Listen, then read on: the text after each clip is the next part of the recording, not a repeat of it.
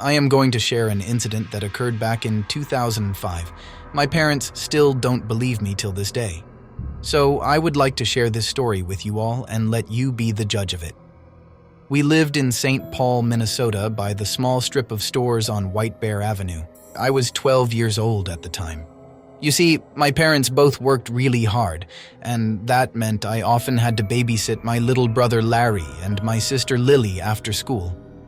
Our weekends were the only time we could all spend together as a family, since my dad just picked up a second job recently. One day after school, Larry and Lily were watching TV with me in the living room. We talked about what we should do today since our parents won't be home with us. As we ate pizza rolls and laughed about our days, I heard a hum coming from the basement. The hairs on my neck stood up. I stopped laughing and hushed Larry and Lily. I asked, "Do you guys hear that?" Fear took over their smiles. We all knew something was very wrong. We stood there listening to the humming. It grew louder and louder. We knew it was coming upstairs. I acted immediately. I grabbed them both and we rushed to my parents' bedroom. I locked the door and we all got under the bed. The hums drew closer as it made its way to the door. I covered Larry and Lily's eyes as I held them close. I knew I had to keep them from seeing anything of what this thing was. As I hushed them both, I kept watch of the door. That thing was pacing back and forth. The hum was like a lullaby, but it sure wasn't consoling. Minutes felt like hours. I held Larry and Lily close. They cried in silence, knowing it would find us if we made any noise.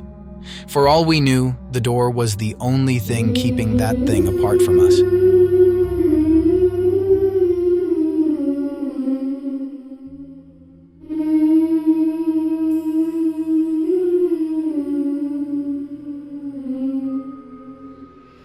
Finally, that thing made its way back down the hall and down into the basement.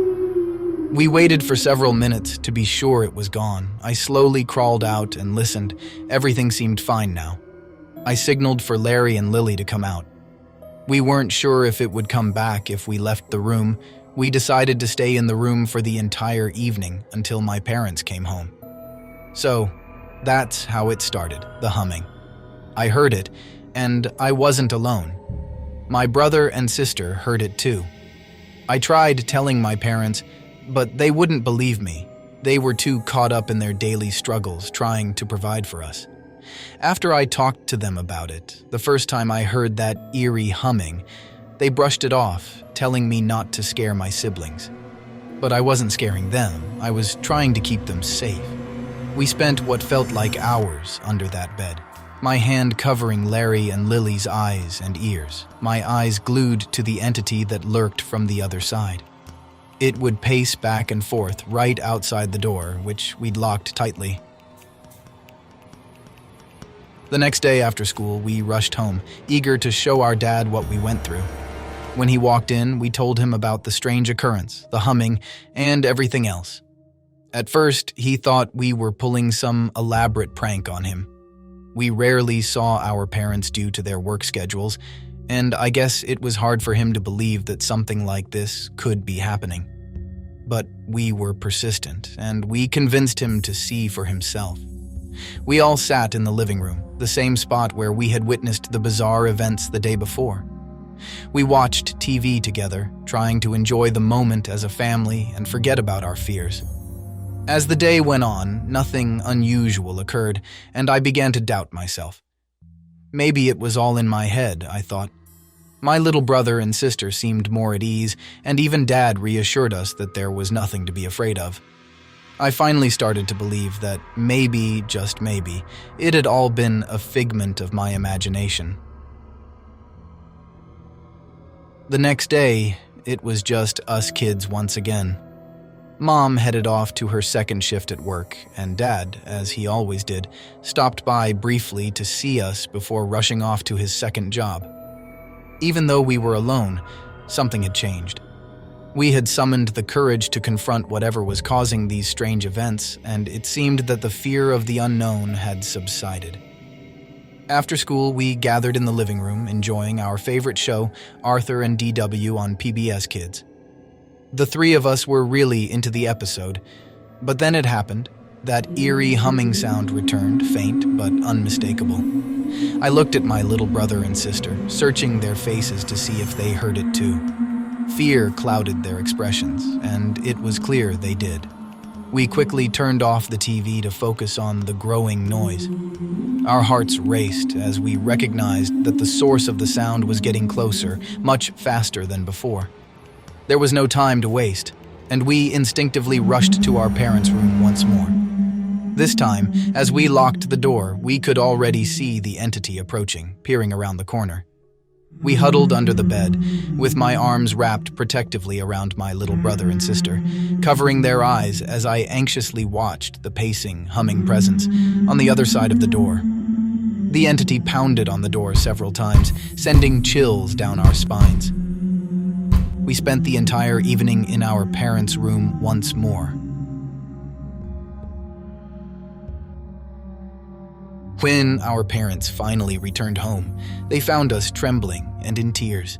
And then their initial reaction was frustration, as they believed I had once again frightened my younger siblings. My pleas that I wasn't the culprit fell on deaf ears. It was clear that they were tired and didn't want to entertain these fears, especially given their demanding work schedules. As scared and isolated as I felt, I remained resolute in protecting my younger brother and sister. I was determined to find proof that we weren't just imagining these terrifying encounters.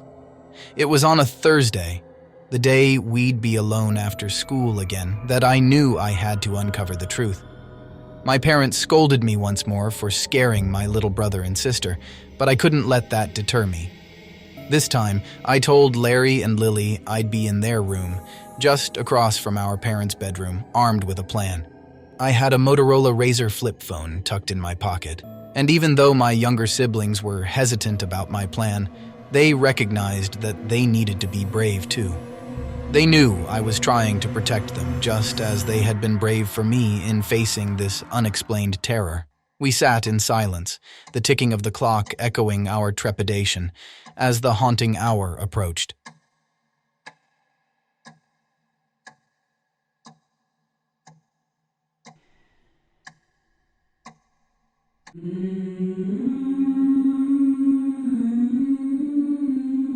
We hurried to our respective rooms, ensuring that our parents' door was securely locked and that my younger siblings were safely tucked inside. I instructed them to keep their eyes tightly shut and cover their ears, knowing what we were about to face. Then I dashed to the other room, swiftly closing and locking the door behind me. There was a small gap in the door, just large enough for me to peek through. The eerie humming grew louder, sending shivers down my spine. The entity approached our parents' door, and my heart raced as I saw it for the first time. It was a grotesque sight, hunched forward with a long, menacing tongue hanging out. I couldn't help but shut my eyes in fear as the entity pounded on the door once more. Realizing the need for evidence, I fumbled with the flip phone, intending to take a photo. However, fear had paralyzed me, and I couldn't bring myself to press the button. So, I decided to record the unsettling scene instead. I adjusted the angle to capture the entity, then cautiously peeked through the door's crack. To my shock, I discovered that it wasn't using its hands to pound the door. Instead, it was repeatedly slamming its head into the wooden barrier. This explained the deafening noise that had terrified us. The entity suddenly noticed my presence and turned its eerie gaze toward me. Panic washed over me, but I had no time to contemplate the lack of locks on the door. I knew I had to act quickly to prevent a dreadful confrontation. Tears streamed down my face as I gripped the doorknob, preventing the entity from turning it. I summoned all my courage and pushed hard against the door, anger and determination burning within me. I shouted, "Leave us alone! We didn't do anything to you!" It pushed harder as soon as I finished my sentence. It had challenged me. I put my all into holding that door. I yelled out once more, "I didn't do you any wrong, and I'm not afraid of you anymore." In a sudden silence, the pounding ceased, and the eerie humming slowly faded away. I was shocked that it worked.